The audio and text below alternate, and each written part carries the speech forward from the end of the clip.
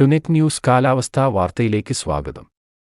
പടിഞ്ഞാറൻ കാറ്റ് ശക്തിപ്പെട്ടതോടെ കേരളത്തിൽ ഇന്നും മഴ തുടരുമെന്ന് കാലാവസ്ഥാ നിരീക്ഷണ വിഭാഗങ്ങൾ അറിയിച്ചു. കേരള തീരം മുതൽ മഹാരാഷ്ട്ര വരെ നീളുന്ന ന്യൂനമർദ്ദപാത്തി നിലനിൽക്കുന്നതോടൊപ്പം വിവിധ ഉയരങ്ങളിൽ പടിഞ്ഞാറൻ കാറ്റ് ശക്തവുമാണ്. ഇന്നലെ മുതൽ കാറ്റ് ശക്തിപ്പെട്ടെങ്കിലും കടലിൽ മേഘരൂപീകരണം കുറഞ്ഞതാണ് പ്രതീക്ഷിച്ച മഴ ലഭിക്കാതിരിക്കാൻ കാരണം.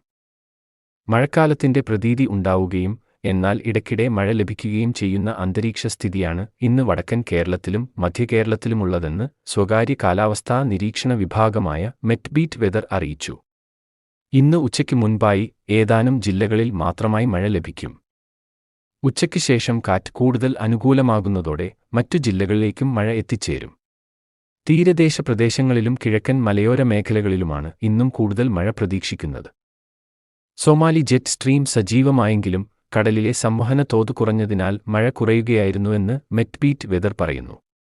അതിനാൽ ഇപ്പോഴും 40% മുകളിലായി സംസ്ഥാനത്തെ മഴക്കുറവ് തുടരുന്നു.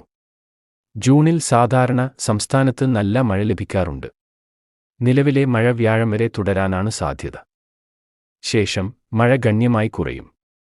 അതിനാൽ മാസം അവസാനിക്കുമ്പോഴും മഴക്കുറവ് ഇതേ രീതിയിൽ തുടർന്നേക്കുമെന്നും മെറ്റ്ബീറ്റ് വെതർ അറിയിച്ചു.